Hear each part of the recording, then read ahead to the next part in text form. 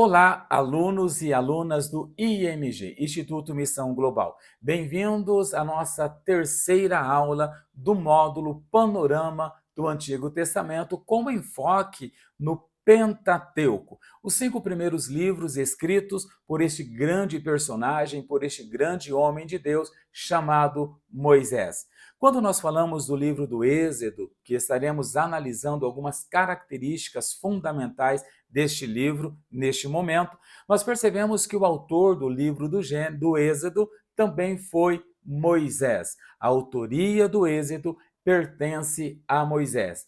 Existem alguns personagens principais do livro do Êxodo. No livro do Êxodo, o principal personagem é literalmente esse grande homem de Deus chamado Moisés. Moisés, como eu já disse, ele foi o autor do Pentateuco e libertador de Israel da escravidão do Egito. Então, Moisés foi o homem que Deus usou para escrever e também para libertar toda a nação, todo o povo de Israel do poderio, do Egito, e eles vieram a ter essa liberdade pela instrumentalidade de Moisés. Nós vemos um outro personagem principal nesta narrativa também, que é Miriam, profetisa e irmã de Moisés. Nós vemos que essa personagem também teve algumas funções fundamentais, E ela participou ativamente da história de Moisés e da história da libertação de Israel.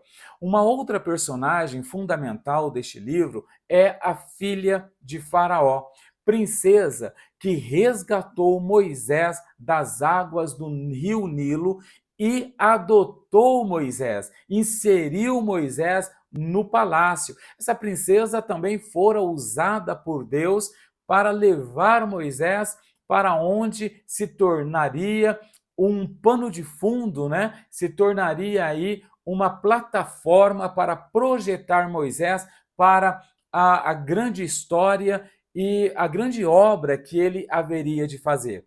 Um outro personagem é Jetro. Jetro, ele foi pastor de Midian, que se tornou, inclusive, sogro de Moisés. Jetro é um homem, e fora um homem muito sábio, cheio de sabedoria, que acabou instruindo Moisés para que Moisés fizesse que a sua liderança fosse uma liderança mais leve, Tirasse o centro de si e distribuísse tarefa para as pessoas que estavam ao seu lado. Nós vemos um outro personagem aí chamado Arão. Arão, irmão de Moisés, e ele também foi o primeiro sumo sacerdote aí, de Israel, o irmão de Moisés. E vemos aí uma grande personagem que foi não tão grata, mas também se encaixou dentro do plano e do propósito de Deus, que foi o próprio Faraó, líder do Egito, que era o maior império daquela época, a maior nação. E um outro grande personagem que permeia o livro do Êxodo foi Josué, Quem não se lembra de Josué e da história deste homem que fora poderosamente usada por Deus, pelo Espírito de Deus, para conduzir Israel e ser o sucessor aí nessa condução de Israel para a terra prometida, que foi Josué. E Josué fora um assistente de Moisés e também um líder militar que conduziu Israel em sua entrada na terra prometida. Depois, dê uma olhadinha lá em Êxodo, capítulo 17, do verso 9 ao verso de número 14, Êxodo capítulo 24 e verso de número 13, e não se esqueça de avançar um pouquinho para o Êxodo 32, verso 17 e 33, verso 11, e você vai ter grandes revelações através da leitura desta narrativa bíblica que Deus deixou para nós. Quando falamos também do livro do Êxodo, nós percebemos os personagens fundamentais deste livro, mas percebemos que existem doutrinas fundamentais que nasceram no Êxodo e vão alcançar o Novo Testamento e vão permear também toda a Bíblia Sagrada. Uma das grandes doutrinas fundamentais do Êxodo são os 10 mandamentos. Ora, o que são os 10 mandamentos? Os 10 mandamentos, de forma resumida, podemos declarar que eles são as verdades básicas de Deus transmitida para o ser humano. Quando falamos então dos 10 mandamentos, estamos falando dessas verdades imutáveis de Deus.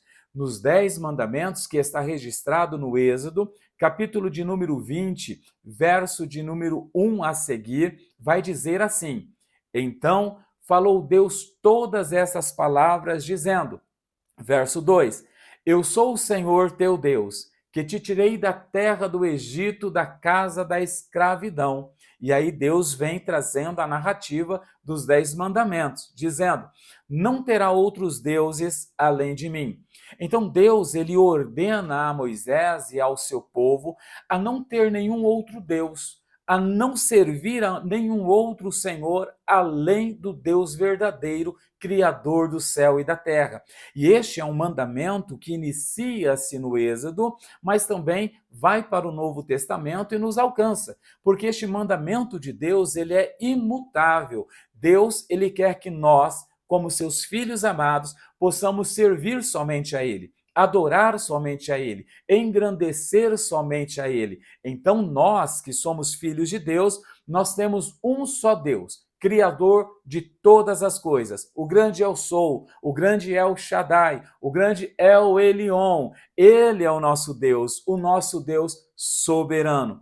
No verso 4 do livro do Êxodo, capítulo 20, vai dizer assim: Não farás para ti imagem de escultura.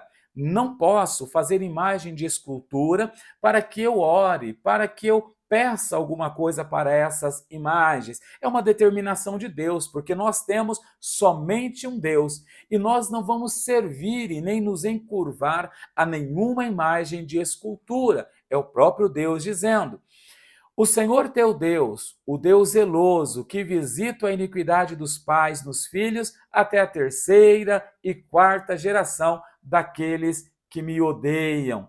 E o verso 6, e faço misericórdia a milhares dos que me amam e aos que guardam os meus mandamentos.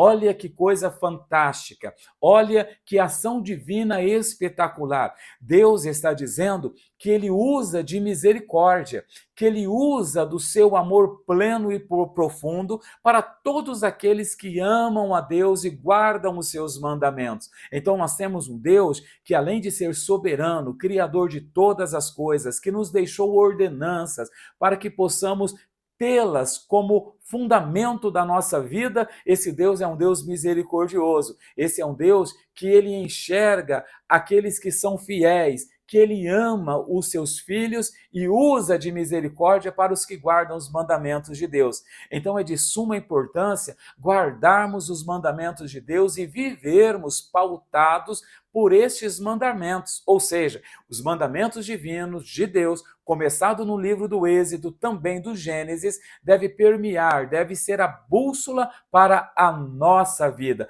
porque este Deus, ele faz misericórdia. Ele é um Deus misericordioso.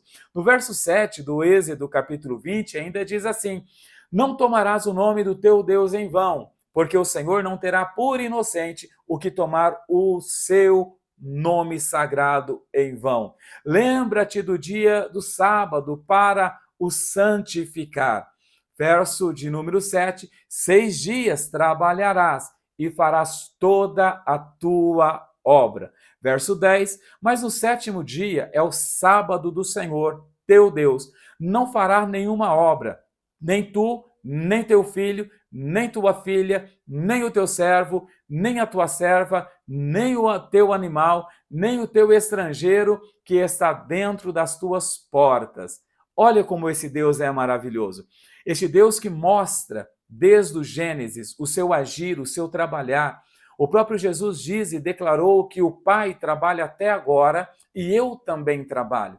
Então nós vemos que o nosso Deus, ele é incansável. O nosso Deus, ele trabalha todos os dias e todas as noites para o bem daqueles que amam a Deus e são chamados pelos seus desígnios. É este mesmo Deus que institui a lei do sábado. O sábado, ele teve algumas alterações na história e principalmente através do nosso calendário ocidental, que é o calendário gregoriano. Mas quando nós falamos de sábado, nós falamos de um dia de descanso, um dia para descansarmos de toda a nossa obra. Sabe o que é mais interessante? É que, segundo a versão NVI, nova versão internacional, do Êxodo, capítulo 23, verso 12, diz assim: em 6 dias façam os seus trabalhos, mas no sétimo não trabalhem.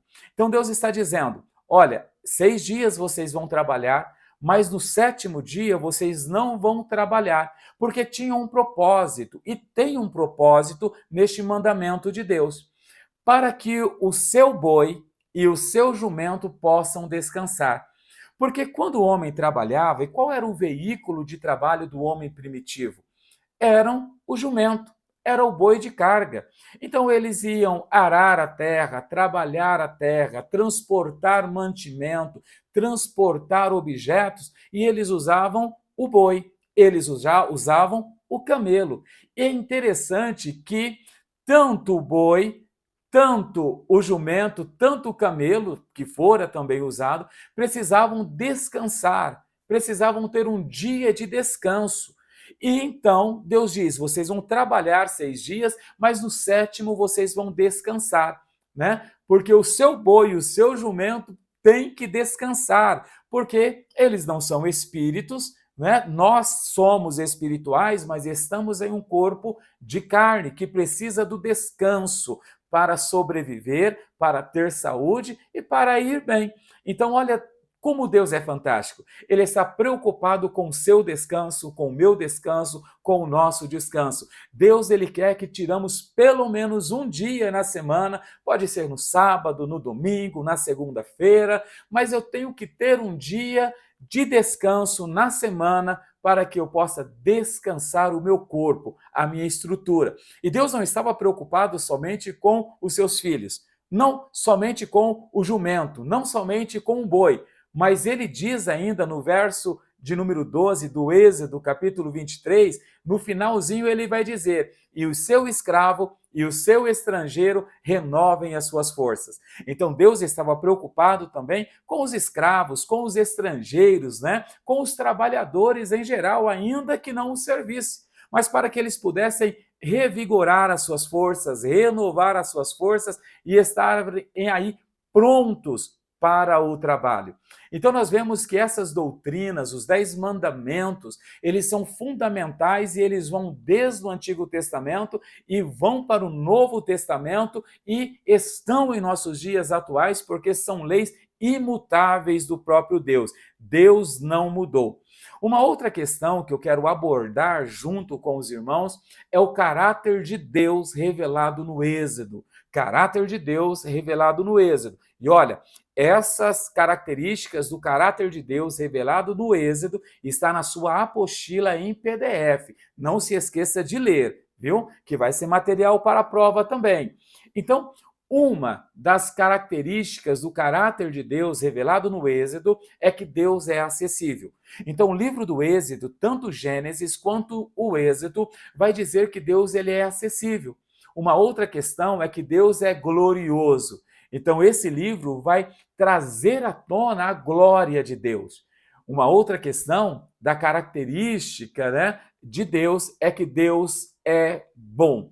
Então, dentro do caráter de Deus, nós vemos que Deus é acessível, Deus é glorioso, Deus é bom, Deus é cheio de amor, Deus é santo, Deus é longânimo, Deus é misericordioso, Deus é todo-poderoso. Ele não é só poderoso, Deus é todo-poderoso e glória a Deus por isso. E além de tudo, Deus é providente. Ele providencia aquilo que eu, você, aquilo que nós precisamos para uma existência digna nessa terra. Deus é verdadeiro, claro, ele não é homem para que minta, nem filho do homem para que se arrependa. Deus é verdadeiro e glória a Deus por isso. Deus é incomparável. Deus é incomparável. Não tem como eu comparar Deus com outra pessoa, com outros pseudos deuses que tem por aí, né, que foram levantados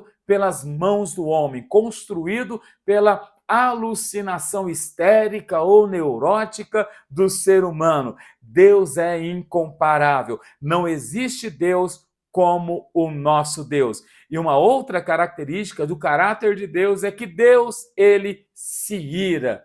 Deus, ele se ira. Então, cuidado com a ira de Deus. Chegamos ao final de mais uma aula.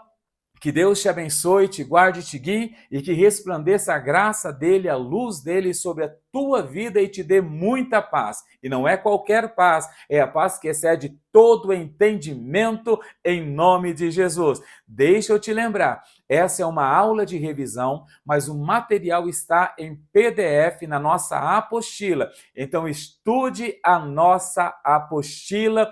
Bons estudos, fiquem com Deus e até a próxima aula no nome santo de Jesus, o Senhor dos Senhores e Rei dos Reis. Lembre-se, Deus é incomparável, não existe outro Deus além do nosso Deus. A Ele toda honra, toda glória, todo louvor. Fiquem com Deus.